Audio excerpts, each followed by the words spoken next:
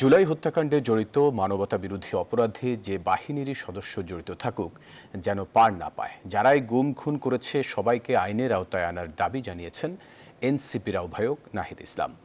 প্রথমবারের মতো ট্রাইব্যুনালে এসে সাক্ষ্য দিয়ে তিনি বলেন, এই বিচার এমন দৃষ্টান্ত তৈরি করুক যাতে পরবর্তীতে কেউ ফ্যাসিস্ট না হয়ে উঠতে পারে। নাহিদের বাকি সাক্ষ্য অনুষ্ঠিত হবে কাল। দেশের উপর জগদ্দল পাথরের মতো চেপে থাকা দীর্ঘ ফ্যাসিস্ট শাসনের কবর রচনা করে জুলাই গণ অভ্যুত্থান। নাহিদ ইসলাম সহ কয়েকজন অকুতোভয় শিক্ষার্থীর নেতৃত্বে কোটা বিরোধী আন্দোলন রূপ নেয় সরকার পতনের এক দফা আন্দোলনে। ক্ষমতায় টিকে থাকতে নির্বিচারে মানুষ হত্যার লাইসেন্স দেয় ফ্যাসিস্ট সরকার। তাতেও শেষ রক্ষা হয়নি, তাসের ঘরের মতো ভেঙে পড়ে স্বৈরাচারের মসনদ। সেই হত্যাকাণ্ডের মাস্টারমাইন্ড শেখ হাসিনার বিরুদ্ধে প্রথমবার সাক্ষ্য দিতে ট্রাইব্যুনালে আসেন আন্দোলনের অন্যতম নায়ক, ১ নম্বর সমন্বয়ক নাহিদ ইসলাম। আদালতে তুলে ধরেন কিভাবে ছাত্র আন্দোলন রূপ নিল প্রবল গণ আন্দোলনে।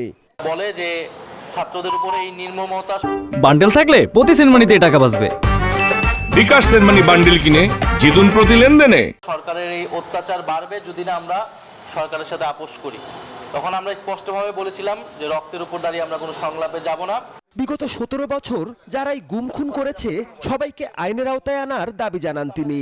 যারাই জনগণের উপরে এই হত্যাকাণ্ড চালিয়েছে, গুম করেছে, নির্যাতন করেছে এবং সরকারকে ফ্যাসিবাদী হতে সহায়তা করেছে, ক্ষমতায় থাকতে সহায়তা করেছে, তাদের সকলকে দ্রুত সময়ের মধ্যেই গ্রেফতার করতে হবে এবং বিচার নিশ্চিত করতে হবে। এর আগে এই মামলায় শেষ হয় সম্পাদক মাহমুদুর রহমানের জেরা।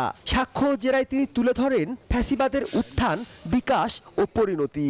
জুলাই আগস্টে যে সংগঠিত মানবতা বিরোধী অপরাধ, তার পেছনের প্রেক্ষাপটটা তুলে ধরে এই পুরো বিষয়টাকে স্পষ্ট করেছেন জাতির সামনে।